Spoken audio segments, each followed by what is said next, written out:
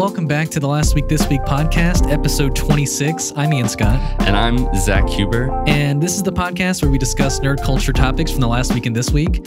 And we got a bunch of stuff to go over with you guys today. Some Marvel and DC news. Mostly just Marvel, DC, everything under the Disney banner, I would say. Yeah, I mean, Disney's not under DC or over DC, whatever. You know what I mean. But yeah, I mean, we got a trailer from Poor Things to discuss with you guys, and some The Batman sequel news. Yeah. So what does that mean? You'll have to stay tuned and find out. Till maybe the end of the podcast. I don't know. But everything will be in time codes that you can go check out. Go check them out, see if you want to jump around or just hang out with us for about the next hour or so. Yeah, and it'll be a fun time. Yeah. But we're going to start with the big delays from Marvel. Disney in general. Sure. But I guess I wanted to start with the MCU Phase 5/6 slate. Because like originally, when they announced Phase 4 and 5, it was like Phase 5 was going to be 8 projects in the year 2023. And now we have 5 projects, which isn't like a huge scale back. But I think that at least this year's is purposeful. I think what a lot of people are theorizing is that, like the writer's strike might be just a excuse for like next year and on for delays because they like now just want to try and reshuffle and figure things out. But I do think the writer's strike has a good bit to deal with this, Yeah. I think it's the writer's strike, but also it's the same issue of when you have to delay one of these movies. Yeah. You have to delay pretty much all of the movies. And I don't think did this take in for account? I think it was just the movies. Like it didn't take into account like any of the TV shows. I mean, I know that Daredevil is You're right. Indefinitely paused. It was just the movies. So, but here's the thing. Earlier this year, they announced all the shows had been indefinitely delayed. Okay. Right? So it was, I mean, that's just kind of going along with it at this point.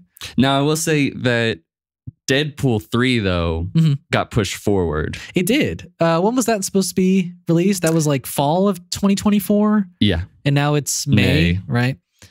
Yeah, that's so interesting. I mean, I'm really hoping that, they're not rushing things and basically, I know the rumor that like Ryan Reynolds can't improv on set right now because he's a writer on the movie. Right. So I'm a little worried about these two things for this movie, but I kind of trust like Ryan Reynolds' quality assurance for these movies. Yeah. So I don't know. Maybe I don't have that many doubts, but it's getting a little worrisome. Did you know that the way that we found out that Zazie Beetz wasn't going to be in Deadpool 3 is because a reporter went up to her? Really? And just asked? Well, yeah. He said, what's it, do you know if Ryan Reynolds can't improv on set? Like, how's it been on set? Right. And she's like, I don't know. I'm not in the movie. Right. Huh. That is a bummer because I really like Domino in the second one. She might have been like the top 3 favorite parts of that movie. Yeah, I think she was too, but I would take Colossus and Negasonic Teenage Warhead and maybe Cable. Oh no. So I've heard that Negasonic Teenage Warhead and Colossus are both returning. Yeah. Like I think it's been confirmed at this point. It'd be cool to see Cable though. Yeah, we don't need to. Well, I think it makes sense. He like basically trapped himself in that timeline. Yeah, and made himself part of like the Deadpool crew. Yeah. So I think he needs to appear. You would think.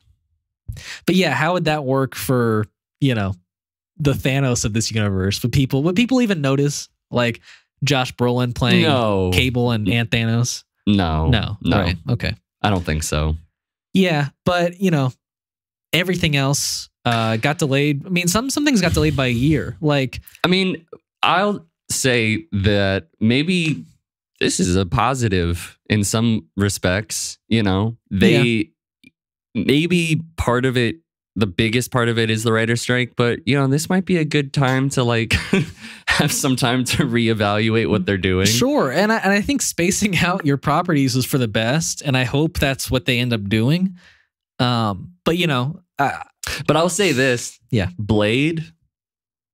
I'm happy it's getting delayed because that needs But it's been delayed like a million times. Yeah, one more time's not going to hurt. if it is the last time, yeah. I mean, it'll be 4 years since it got announced. Well, it got announced. You were saying I think last time it was announced in 2019. So it would be 4 years. Well, isn't it coming out in 2025 now? Or no, it's 2024. But I'm saying it's been 4 years. Sure, right now it's been 4. But by the time it comes out, it'll be 5. Or 6. Sure. It's coming at 2025, yeah. Is it 2025 now? Yes. 6 years. Yeah. Mahershala Ali is not happy, I'm sure. Like movies get delayed. The Flash got delayed like a million times, and it's, you know, maybe going to be the movie of the summer. Yeah. If not, I don't know about the. I mean, I'd like it to be the movie of the year. I don't think it's going to be the movie of the year. Yeah, I'm hearing. But I feel like there's a lot of people who would just have like there's a lot of people who have like these like a bunch of negative specific comments of the Flash, and then a lot of people who are like, no, the whole thing is amazing. Right. So, I mean, that's probably off topic, but we're not getting Secret Wars till 2027 now, May 2027. Wow, so, how far? That's 4 years from now. Yeah, and I want to say when both of those were announced, they were both going to be like Kang Dynasty and Secret Wars were both going to be released in 2025. Mm-hmm. So now or 2026, I think maybe. So from what I remember is that Secret Wars itself got delayed to the next year, so it would be like a year space, and now they've just delayed both of those. So I think they were both set originally in 2025. You could be right. One of them could have been 2026, but it's just, I think Marvel was really ambitious after Phase 3. And I'm glad to see that like Phase 6 won't be done, you know, by basically like, you know, Phase 4 started in 2021. So that would have been like 4 years for 3 phases. Yeah. So I'm glad that it's ending in 2027 now. I think we have some time to like really digest all of it, like you were saying. Yeah. And I think this is all for the best. Now, some of the dates are interesting. Yeah. Thunderbolts is going to be released around Christmas. I don't think it's going to have a Christmas vibe at all, but I think that's going to be. Neither did Avatar 2. No, you're not wrong. But I do think it's interesting that they're like, oh yeah, around Christmas, Thunderbolts is the movie. Have they done a Christmas release for oops, sorry there. I don't know, because Spider-Man No Way Home was in November. Right? Oh, it was. I thought it was December, but you could be right. I don't know if they've had a December release. I don't think they have. And then Blade is on Valentine's Day. Okay. So I'm gonna have to find a date. Sure. Yeah. By 2025. I think you got some time, Zack. to go see Blade. Yeah, Fantastic Four is now a year out from, or a year before King Dynasty. So yeah, wow. So I'm assuming there's probably some secret project that we don't know about.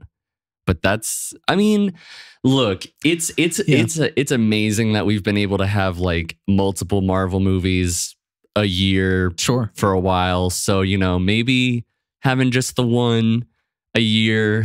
One movie a year? No. They're adding more. Because here's the thing. Just our podcast won't thrive. No, like here's the thing. The slate is not including anything but you know, like the newer things. Yes, like Quantumania and Guardians 3 and like the Marvels were all sequels to movies, but these are all like properties that haven't been introduced into the MCU yet, right? For sure. So I think we're gonna get a Doctor Strange 3 in there, and maybe an Ant-Man 4 or a Thor 5. I don't think we're gonna get a Doctor Strange 3. I mean, I had heard a rumor that they were not yet. Right. I had heard a rumor they wanted to do it before King Dynasty. I think it's gonna. Because the way that movie, without getting too off topic, the way that movie ends with him going with Clea to stop incursions is like, right. You think it just sets it up right for King Dynasty? Yeah. Yeah. Okay. You know, I'm just sense. Like, sure. Well, yeah, I mean, the other big delays from Disney are the 3 Avatar movies. Yeah.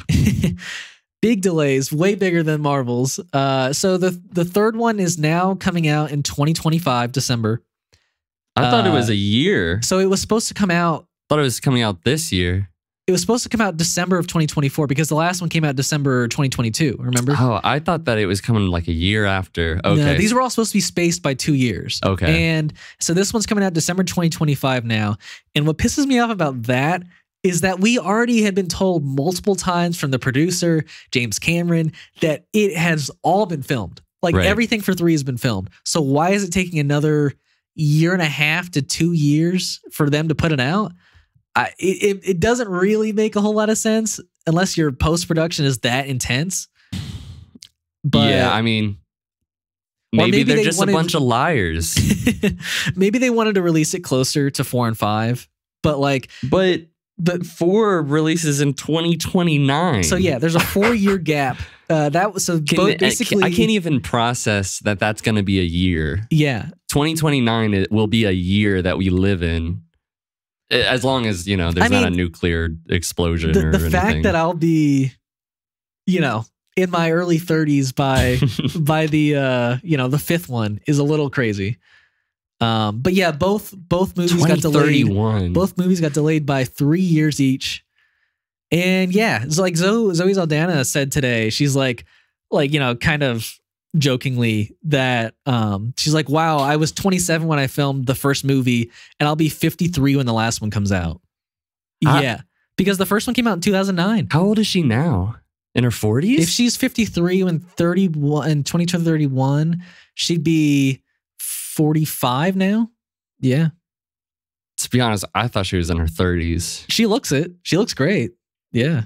That's crazy. That is crazy.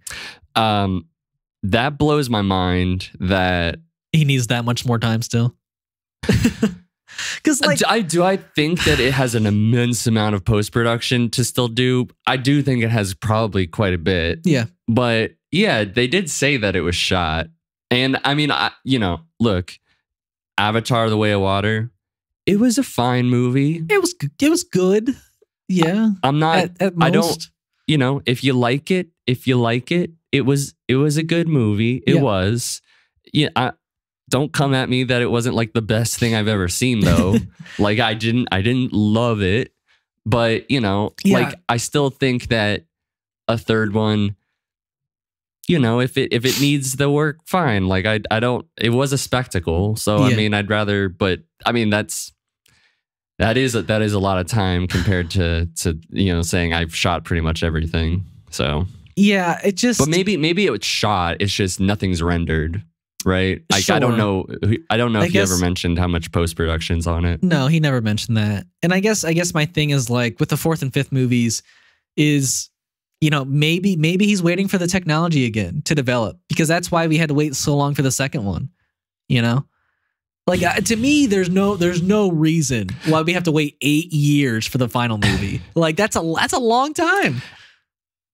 Because I wonder what the technology mostly for like the water, the underwater stuff. Yeah, I'd be interested to know like what his plans would be for those movies. Yeah, so we can know what kind of shots he needs and all that. But yeah, it's a little ridiculous. What's also a bit ridiculous is the Star Wars dates that got announced. Yeah. I guess we can discuss those too. I would like to say first off, Lucasfilm, you have to get your shit in order and not just announce dates just because you feel like it. Because I don't fucking care. Here's the thing: they've announced dates in the past, and they've just been like blown into the water or whatever you want to call it. Like it's just like there's no real. Like, if you don't attach a movie to these dates, then there's no real like incentive for them to keep them. Yeah. But like, what pisses me off about these release dates, like Kathleen Kennedy was saying, that like during the Star Wars celebration, I think that she wanted to treat the Star Wars movies like the James Bond like franchise. and that, you know, she wanted to put out a Star Wars movie every few years and that it would be some big spectacle when they came around. Mm-hmm.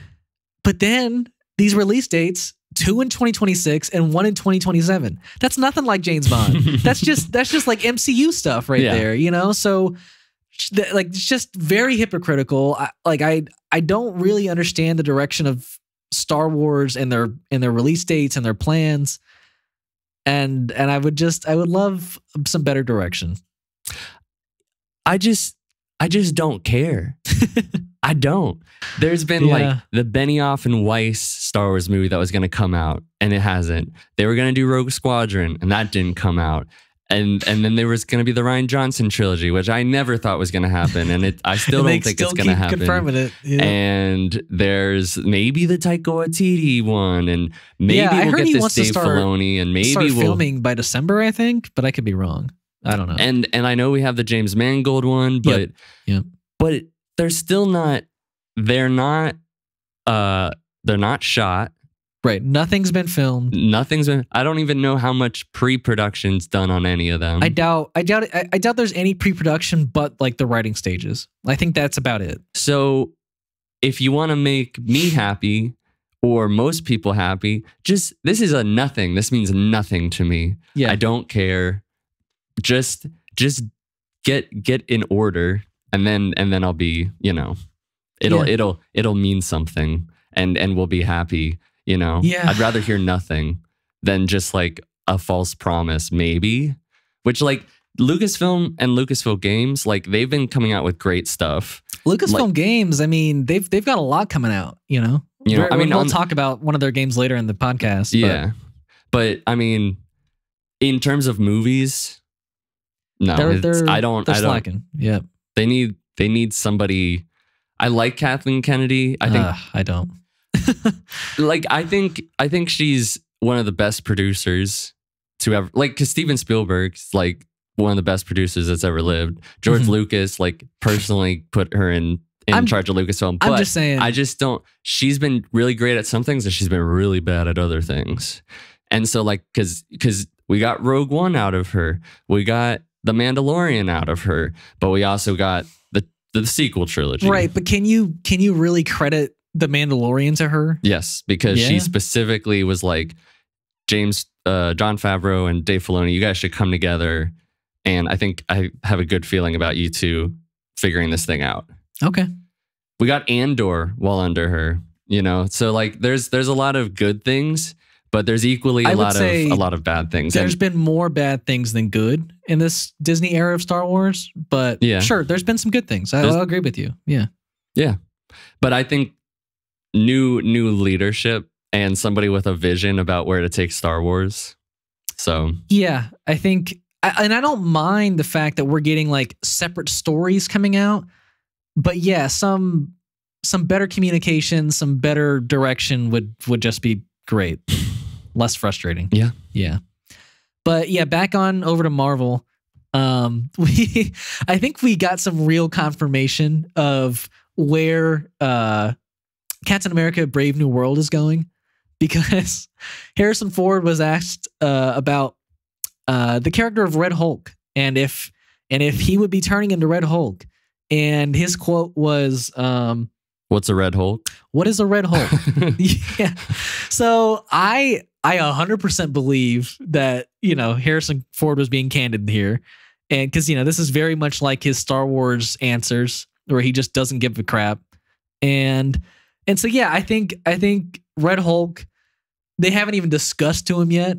And maybe that would be safe for a second movie with him. But yeah, I don't think there's any chance we're seeing Red Hulk in Captain America Brave New World. I don't know if we'll ever see a Red Hulk.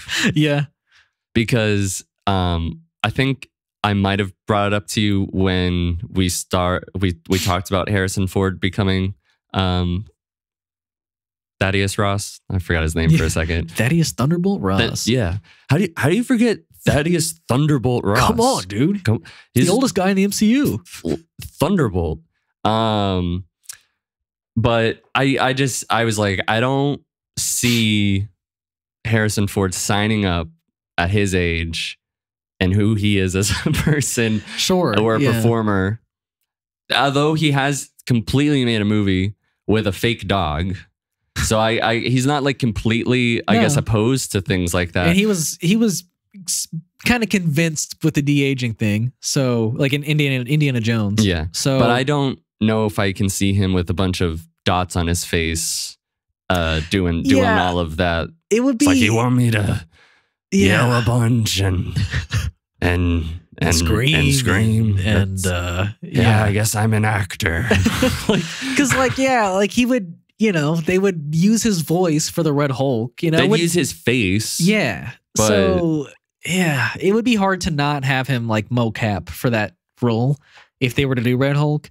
So yeah, I agree. I don't think he's up for it. I didn't really think that we were going to get a Red Hulk in Brave New World. It's just the fact that we're getting so many Hulk characters. You know, like we're getting the leader and Betty Ross. Yeah.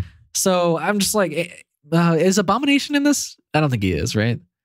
I don't think so. I don't know. We've had enough Abomination.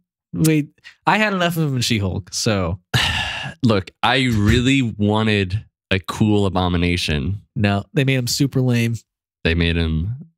Yeah, they did. They really did. She-Hulk.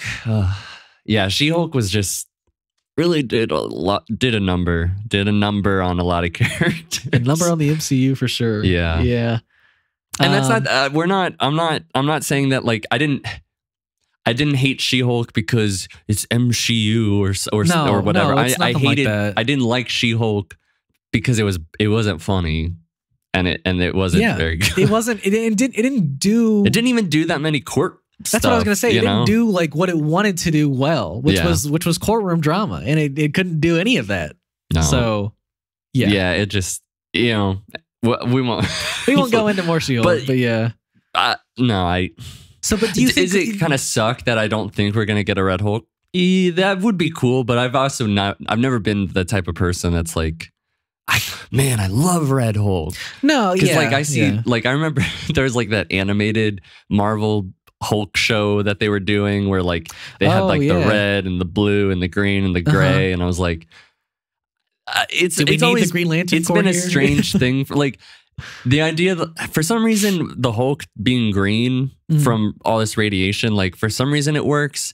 Makes sense. Yeah. I don't know why. It doesn't necessarily make sense. But like radiation's green, whatever. It's just. Is it? No, it's not. It doesn't have a color. But you know what I mean. You think when you think of like radiation, you think of like yellow or green. Yeah. But like red or somebody turning gray or like, Joe, whatever his name, which is the Hulk, who's like a bouncer at like, like these are characters that I don't really need. I mean, Red Hulk, sure. But to be honest, like, even though the MCU's gone in a lot of weird directions, interesting places, Red Hulk seems like a really weird, I don't know how you would do that physically. Like, how She-Hulk kind of looked a little like weird. Yeah, because she was always in that form, right?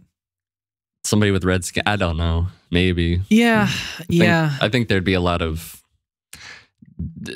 uncanny valley. It would just be that, and just the fact that it'd be so complicated to get Harrison Ford at his age to do all this stuff. I don't know. Yeah. Yeah. I mean, well, but he just did Indiana Jones. Indiana Jones. So yeah, I don't know. He's not getting any younger, is what I'm saying. No. Yeah. Yeah. I'm surprised we're kind of still having the Thunderbolt character.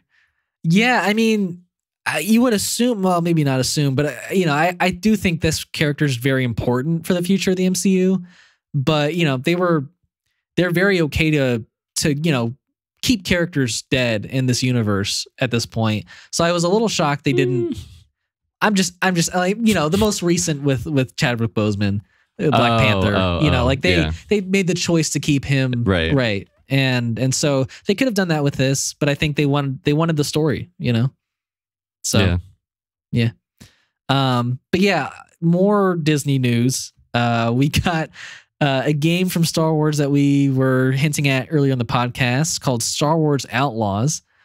We got first a cinematic trailer and then we got a full 10-minute long gameplay, which impressed me more than the cinematic. But basically, I will say that cinematic was.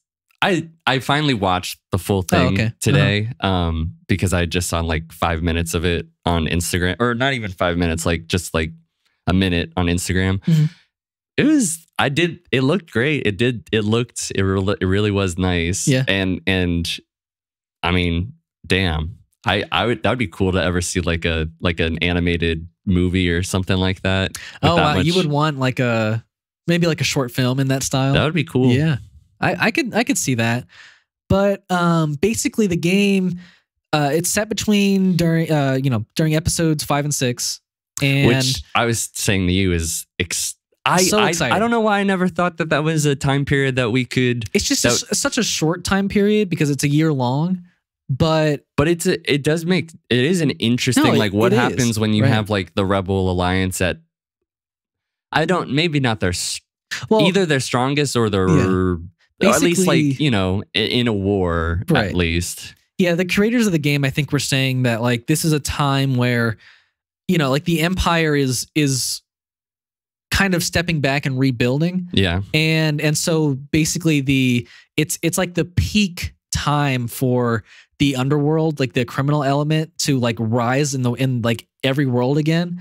And so basically this is just the perfect time period for them to showcase this character and the story they want to do. So yeah, it's gonna follow a woman named Kay Vess. I don't know. Great name. Yeah, it's a pretty good name. I don't know much about her at this point, but the trailer shows her with a little Star Wars pet. Who knows what creature that is? Named Nyx. Okay. And and a droid companion named ND1, I think. Which is a sick ass droid with a trench coat. Yeah, he's a pretty cool droid. But yeah, we kind of follow her stealing an artifact from the Pikes, and then she kind of has to stealth escape, but gets caught doing it. So there's some combat shown and a chase on a speeder shown, which looked amazing. I'm so excited about the speeder. Yeah, and we were saying, or you were saying, like it's kind of like Red Dead in space. Yeah, I mean, especially with like the bullet time thing they did. But I think like the bullet time, the map size, looks great. The blasters, like the different options you had, cool. You get to fucking fly a spaceship. Yeah. So basically, I'll get to that in a second. But one of the other cool things before that was when she met with her client, I guess, to get her pay. Yeah. There was a Empire officer who was also at the table, and she was basically like, "Hey, you're obviously not a good person. You're stealing things and you're running with the syndicate. So maybe, you should pay a tax." And you can shoot. Basically, that's what's so cool is you're going to have decisions in this game. That was cool. Yeah, you're going to get to choose whether to bribe or not to bribe this officer. And yeah, so they choose not to bribe. And there's basically they have to escape the planet from the Empire and all the bounty hunters. And but yeah, so basically they're showing the character walk into their spaceship, and then there's a takeoff cutscene sequence, but then you're able to fully like fly your ship out of the planet, which is very No Man's Sky. I love those kind of things. It's just a seamless like world to different world transition. There was some space combat, and then which wasn't fantastic. No, I will say like I wonder how that's going to play out. I wish the ship was going faster at like all points, not just like during the speed boost. Sure. But yeah, I think like the hyperdrive sequence, I loved just the fact that you can do that and escape from, enemies that way is great. And then, then they just showcased a few of the different worlds that we would be seeing throughout the game. So I know 2 we saw in the trailer that we've seen before was Tatooine. We're always going to be on Tatooine for some reason. And it's in the middle of nowhere, but it's the center of all things in the underworld. Yeah, it really is. The underworld is okay. Yeah, I guess it's really thriving there. But you have the Pike Syndicate, the Jabba's, or the Huts. That's what I meant. Yeah, yeah. I mean, when you look at Boba Fett and Solo and blah blah blah, it's all Tatooine. It is. But yeah, and then we also see the planet from Episode 9, where all the what was that race called? The one that was in The Mandalorian season 3. The Babu Freaks. Yes, yeah. I mean, that's not a race, but that's basically the Babu Freak planet. So it's funny. I had a Tinder date, and I was like, oh, they were like watching The Mandalorian season 3, and I was like, oh, like the Babu Freaks are there, and she's like, oh yeah, my friend like spoiled that for me. I was like, no, it's not the Babu Freak. no, it's just the race. I was like. Yeah. It was just funny. I was like, are we really talking about this? In specifics of like nerd stuff. Yeah. But just Babu Freak. I was like, right. Okay. I really, like I was saying when we were watching it, I really hope that they make that planet cool. And because it was fine. It was fine. Yeah. It's just it didn't do anything everything about episode 9 just kind of sucked. So every planet in it kind of was. But if they can build upon the stuff from episode 9, not that I really even want to acknowledge episode 9 at all, but if they can make things better, I'm okay with that. Which is, I think, what Star Wars does best. Improving on old things. Yeah. But like, they introduce something, people aren't crazy about it when it first comes out. They do things along the way to make it cool. Clone Wars, for example, things inside of Rebels. This is everybody who first was talking to me and being like, this is why you need to watch this. Right. This is what Star Wars does. And I'm like, I don't necessarily think it should always be like that. No, for sure. But, I mean, they're better about, stuff with that, I guess. I'm sure they'll make it cool. Yeah, I'm sure they will. And well, maybe not sure, but I will say this is from Ubisoft. So, we do have to be a little cautious because they don't always come out with the greatest of games. What was like a not great game that they did? Because I'm not like the biggest I would just say gamer. Like, and this is to everyone's own taste, but I and few of my friends aren't a fan of like the new Assassin's Creed games that have been coming out. Yeah, I mean, at this point, they're like Fast and the Furious movies to me. Right. So I'm like, they're very big, like open world RPGs now, which is not really what Assassin's Creed ever was. Yeah. So yeah, I mean, I don't know. I guess they're still good for some people. So maybe this open world, maybe it'll work better for their style. I don't know. But it's not what I ever wanted from Assassin's Creed. Right. So, but yeah, that's set to come out 2024. Game releases always have delays, so it could be 2025, but I'm excited. I'm excited too. Yeah. I think that this feels more like what Boba Fett and Solo kind of should have been. Because you want a real scoundrel, you know? And not that Han Solo's not. He is in the first movie and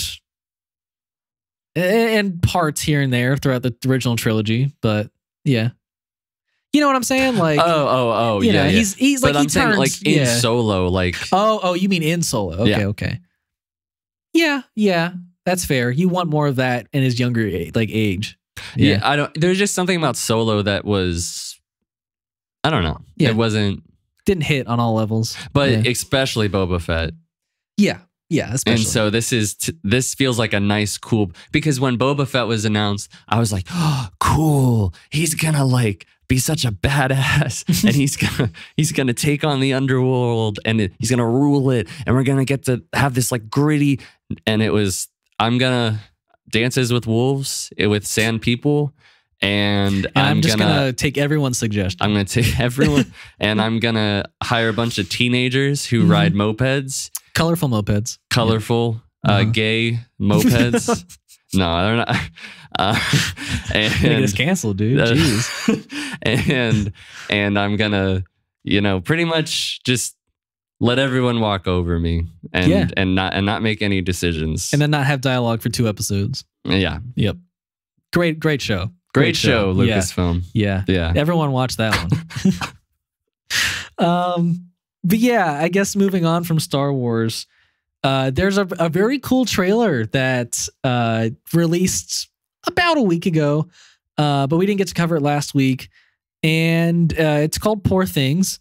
Basically, this is a like Frankenstein kind of like Pinocchio kind of story where stars Emma Stone and Mark Ruffalo and Willem Dafoe.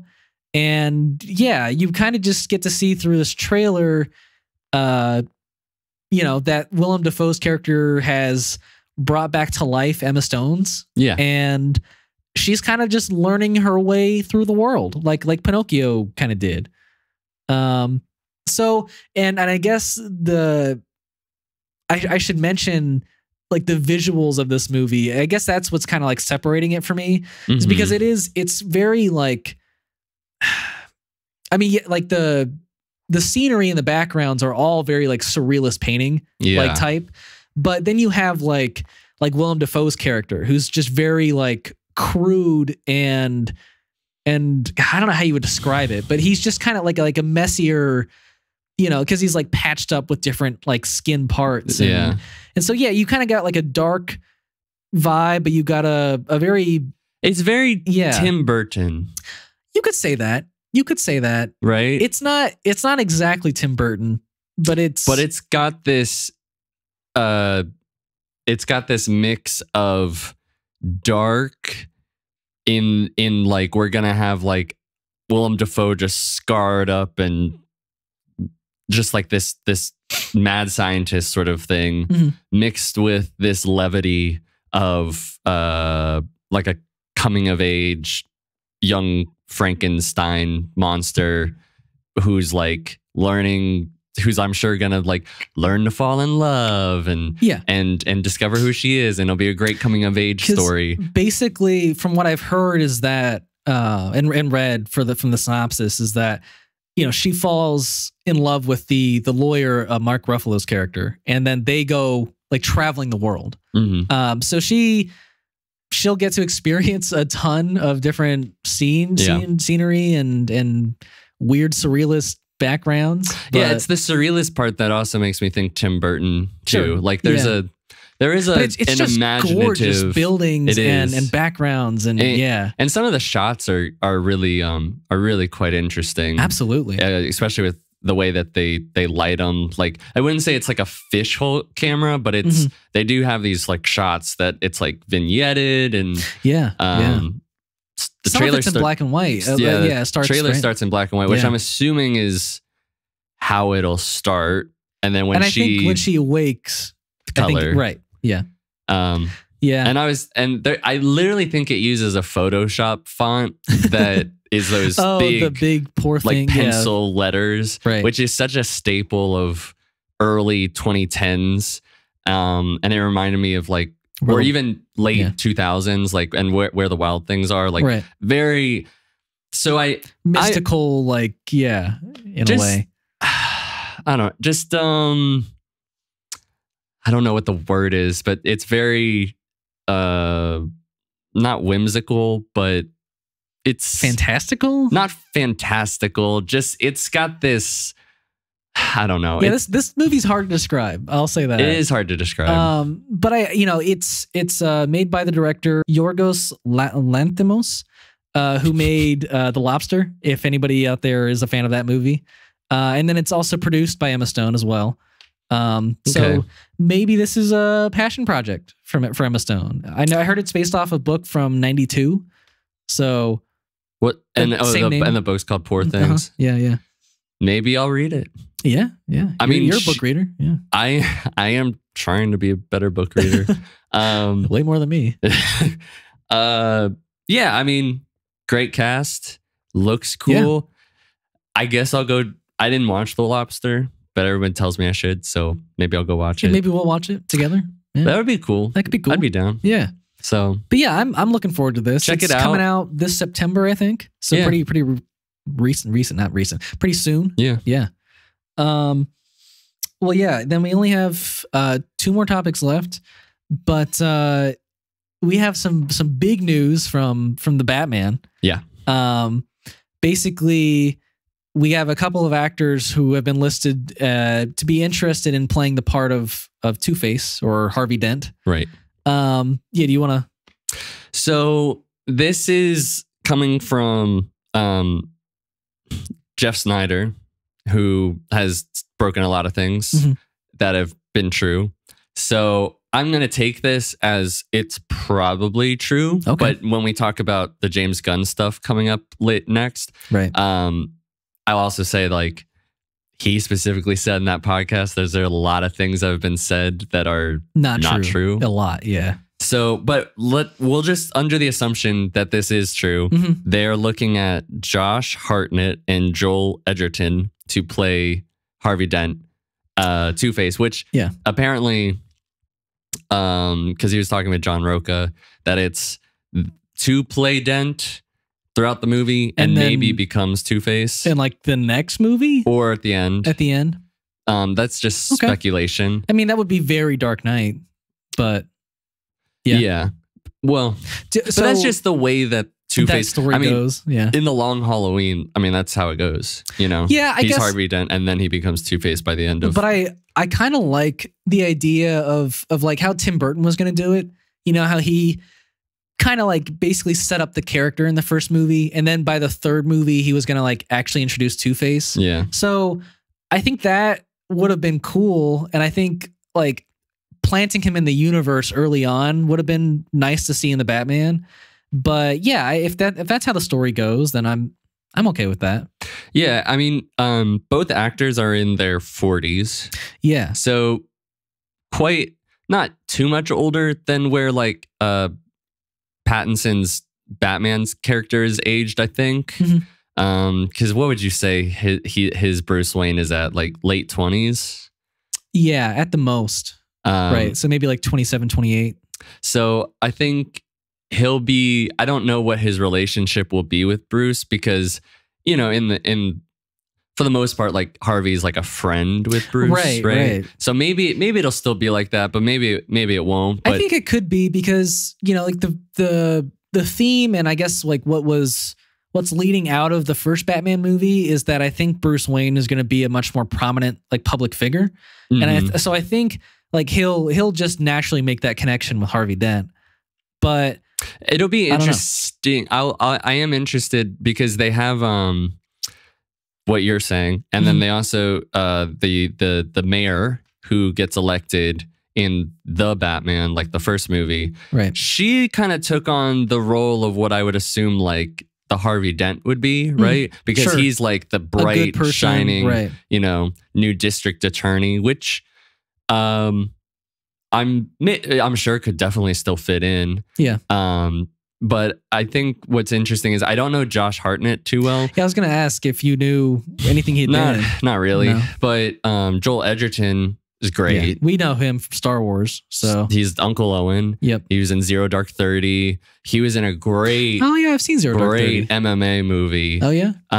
Called Warrior, which is so good. Is he main character or is he not? Yeah, it's him and Tom Hardy. Oh, and nice. They're brothers. Okay. And Tom's like a veteran and who's like feels like he's like he needs to like prove something, and then Joel is this like teacher who's like got a mortgage that he can't pay, and they're brothers, and then they end up facing off against each other. Ooh, so this is for Joel. He's like got to get the money, right. And then so so good. That sounds good, really good.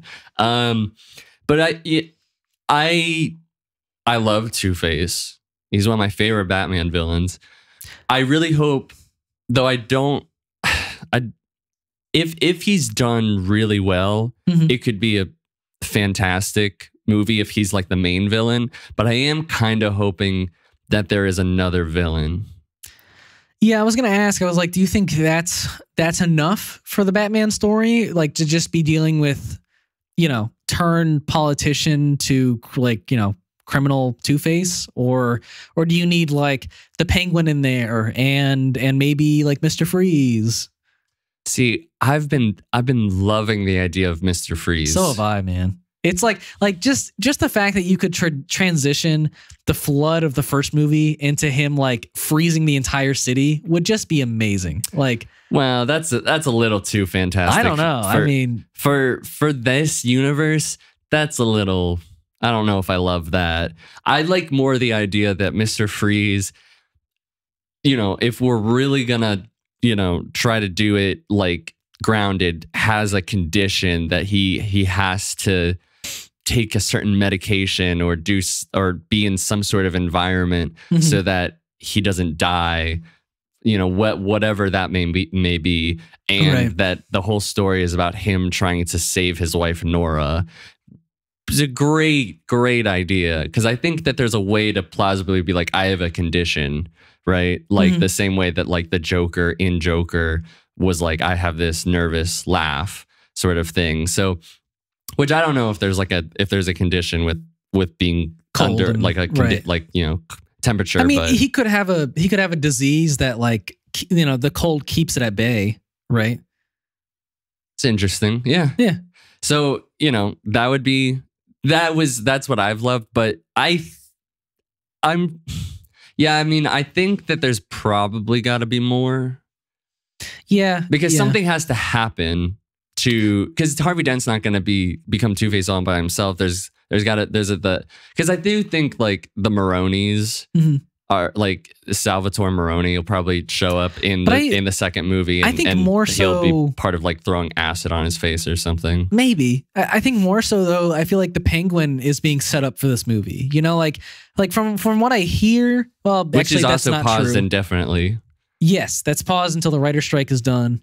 But yeah, like I've at least I've heard that like Pattinson isn't showing up in the Penguin series, which is fine. So that's fine, but I still think like his story isn't going to be done by the time like the show is done. I think he's going to show back up. I think Penguin will be ruling the city pretty much. You know what I mean? In like the underworld of it. Yeah. Right, yeah. But I wouldn't be surprised if there's still like a bit of a rivalry with some other, like the Maroni family or whatever.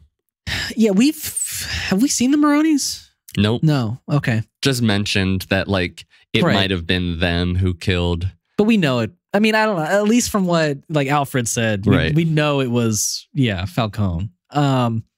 Spoilers, sorry guys. Oh yeah, it just feels like everyone's seen that movie. Who wants to see it, right? Agreed. I feel like if you wanted to see it by this point, you would have. Yeah.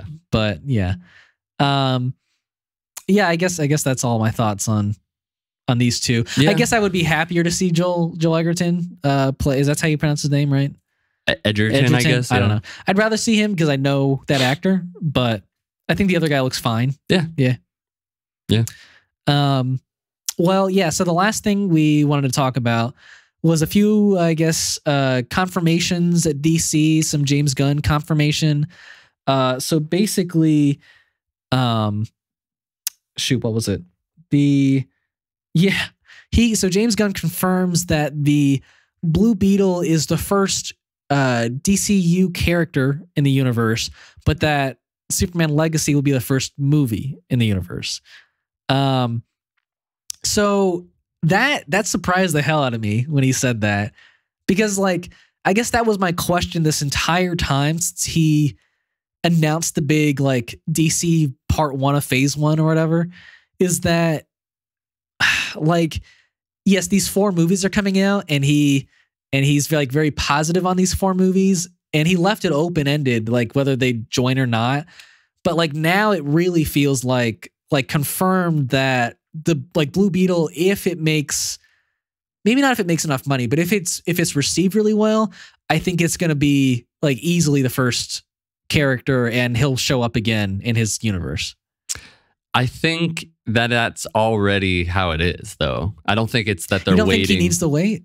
No, because he just confirmed it. Yeah, but like, here's the thing.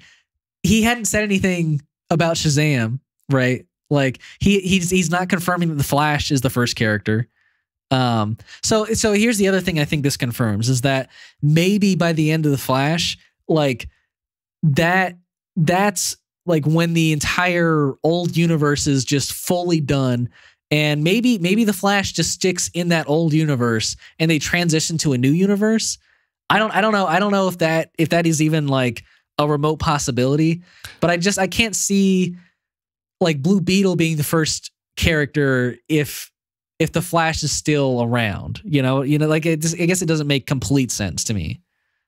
From what I gather about how the Flash ends, it's people still have questions, and I know that it seems like there's supposed to be a post-credit scene that they haven't shown to audiences. I think there's going to be one, so maybe that'll somewhat answer things. Could be, but I should also mention that this is all from a podcast that James was on. Yeah. The Michael Rosenbaum Inside of You podcast, which I watched. I watched the whole thing. I didn't necessarily interpret it this way until I was listening to a YouTuber who was talking about it. So Blue Beetle is the first DCU character, but maybe the movie itself is not going to necessarily be canon in some ways. So you think... And and I didn't think about this when at first, but I started thinking about it. That makes a lot of sense, honestly. And then Superman is the first movie. Right. So if that is true, Blue Beetle and the actor, and I'm assuming his family sure. Right. The characters in that movie. But at the very least, him, the Blue Beetle, will be in the universe. Yeah. But who's to say how much of the first movie will... Yeah, right. stay. Like that maybe will determine things. Like the way it's received. Like I think if the movie is well received, then they could easily keep that movie canon. But I would say like him saying that unless he walks back what he said, it sounds like he's pretty down to have Blue Beetle. Yeah. In the DCU. And especially since we have Booster Gold coming. Yeah, but it's not the same Blue Beetle. Sure, but there's not... Who's to say you can't kind of... make a new relationship? Yeah. Yeah, sure.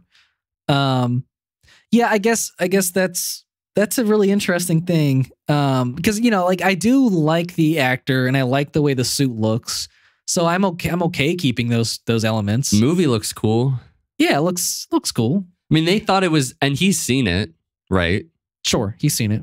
And they still think it's good enough to go from streaming to an actual movie theater. Yeah, that's very true. So, yeah, he probably, and he said, like he didn't say this about Shazam when he was like announcing the first phase 1 of the DC universe. But he had said originally about Blue Beetle is that like it's I think he said it like it's its own thing that fits really well into the new DC universe. So even back then he was kind of already hinting at it, and yeah, I think this just confirms it. Yeah. So I think maybe we take it that way. Yeah. Yeah. So the other big news, James Gunn didn't confirm this one, but basically it's been heavily reported that the Authority is going to be now introduced in Superman Legacy. Right. Which I know at one point he had shot down a rumor that they were going to be the villain of that movie, which I don't think they should be the villain right from the start.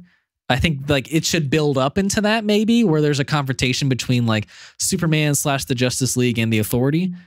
But I think it's smart maybe towards the end of this movie to start like seeing a few of these characters pop up. Maybe not the whole team, but I still think like Superman should be the first hero in this universe, and maybe I don't think that'll be the case. You think other properties and people will be established already in universe, or I don't think that Superman will be like, oh wow, the first meta. No, I agree, but I don't know. Weirdly, I don't want the Authority to be formed yet by the time he becomes Superman. Maybe they won't, but I think I mean like in the comics, like he's teamed up with them.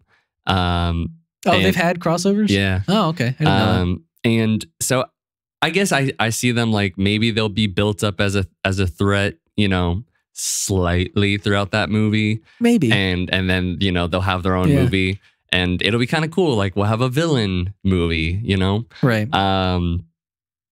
I'm fine with it. It makes sense, I guess. Yeah, I think it makes sense. I don't know if they're gonna be like the threat, you know, the threat. Right. But no, I don't think I would seriously doubt that they're the actual threat of that movie. But I like it. I think it's cool. And I would say I don't think they're gonna be a big part of it. I seriously doubt they're the threat because like I know how big of a fan James Gunn is of this character, Superman. And like, you know, he knows a ton of Superman villains that I know he would love to use. So I have no doubt that these are just introducing for the universe. And I'm very excited about that. But, you know, it's nothing like huge. Sure. Yeah. I don't know if you wrote it down too, but when I was listening to the podcast, we had mentioned that like a couple weeks ago that crypto was going to be in it. Oh, yeah, yeah. And he did not confirm or deny. Really? So I can't say if that's actually happening. Okay. And the same thing with Lex, but I'm assuming Lex Luthor's going to be in it. Yeah. I don't know if you saw also on that podcast, people were like quoting him saying that, you know, he had made a promise to the podcast host that, you know, his Superman or his Lex wouldn't be like Batman v Superman Lex.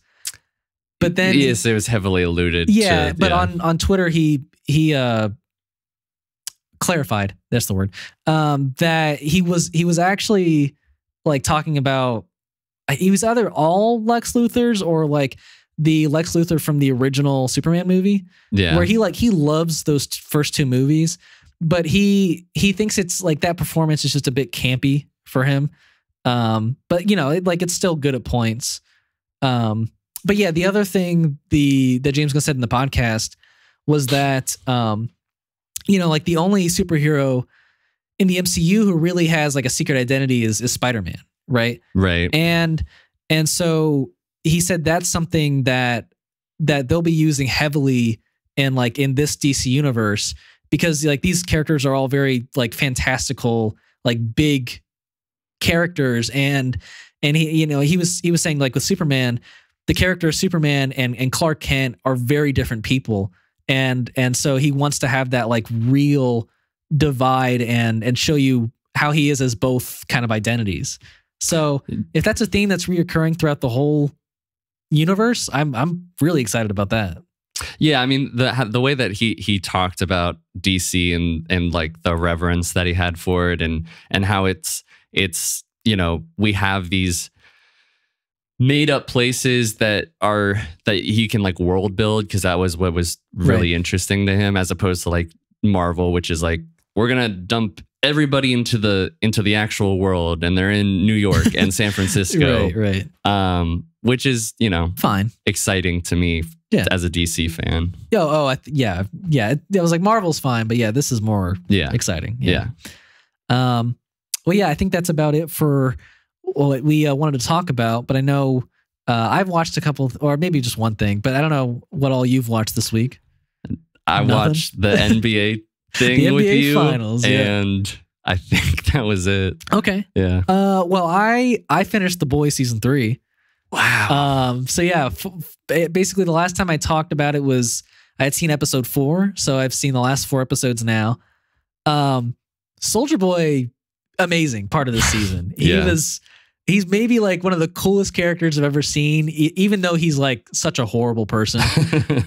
Yeah, he's a terrible person. He's so terrible, but like he's such a great reflection on like old America. Yes, such a great reflection of that. I love the fact that like Huey and Butcher like teamed up with him. I was like, wow, I didn't expect that at all. You like that 3-way fight? That was amazing. Yeah. Those 3 against Homelander, I couldn't believe it. It's pretty dope. The action in this series, like this season, stepped up from last season for me.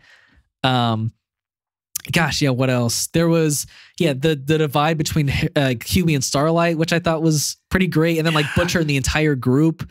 I didn't expect it to get to that. Oh, Mother's Milk got so mad. Oh my gosh. Yeah. Yeah. And then there was also such beautiful moments with like Kimiko this season and Frenchie. Yeah. And you know, like she lost her powers and realized that it like those didn't make her a monster. It was just kind of in her head. And so she wanted the powers back and got them. Yeah, we had a whole dance sequence. Yeah, that was really nice, honestly. Black Noir is, you know, traumatized and Black Noir is such a sad story, man. Yeah. He was never able to escape it. And it's kind of his fault because he stuck with Vought for another like 30 years after Homelander was introduced. So like, yeah, he's probably not a great person either, but man, did he get tormented by these two awful people. And like, gosh, the all the like little imaginary friends he had, amazing. Like him sitting in that like theater alone was such a depressing, but like such a great, use of such a different medium for the show. So yeah, and then it all culminating into Homelander finding Ryan and him, you know, being like, "Hey, Soldier Boy, we're a family, you know, we can be a family." Oh, yeah. And he's his grandpa, like, Soldier Boy's like, "I wish I could have raised you because you wouldn't have been this." And he's like, "What?" And so yeah, those two fight. It's a little brief, but you know, everyone has some great action in that final episode.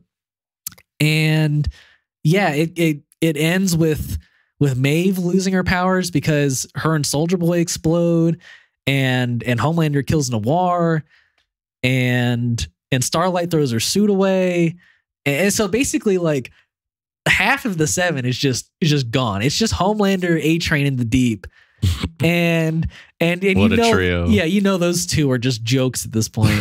So I'm curious to see where A-Train's story goes because man, his story was heartbreaking too at the end with his brother. But great season. I'm so excited to see where the head popper, like Congresswoman, you know, she's running for vice president now. So you know that's going to be a thread the next season. And then the final scene where Homelander just executes a guy who threw something at Ryan. Yeah, that's what I was waiting for you to. I couldn't believe that he just did that. Yeah. I thought I was like, he's imagining it for sure. No, he was not imagining it. And MM's wife's husband is there and he's the first to cheer for it. So he's just the worst person. And it's funny that we're talking about it because on the Vought Instagram today, it showed Ashley being like, I'd like to talk to you today as Homelander goes to trial. Really? Wow. So he's going to trial? Whoa. And we fully support him since that was one of Starlight's thugs, and it's very current. Yeah, it's very. I did not realize that he was going to go to trial for this. Okay. Well, you gotta follow the Instagram. I feel you. They post, and then you're like, it all builds. I will now because I'm not behind. But yeah. So do we know a release date or anything about? No, but they also put out a poster for Generation V today. Oh, that's going to come out in the fall, right? Coming soon is what I said. Yeah. Okay, cool. Well, very excited for that now. Even though I don't think it's going to be as good, but I think it'll still be fun. Yeah. We'll see. But yeah, that's all I watched besides, you know, the NBA finals with you. Yeah. Yeah. But you know, we wanted to say thank you for watching again for the 26th episode. If you wanted to book time at this studio, it's Joe's studio, Modern Studio in Manassas. We'll have it linked in the description of the podcast, the YouTube video, so you can book time. Yeah. And if you want to support us in the future, we are at Last Week, This Week Pod on Instagram and TikTok. If you want to support us or want to watch us in the future as well, we release on Fridays or Saturdays on Apple Podcasts, Spotify, and Podbean. And if you want to leave a like, a comment, a rating, a review, or a subscribe, then I remembered it this time. Then we would greatly appreciate it and appreciate your support. Yeah. Well, until next time. Until next time.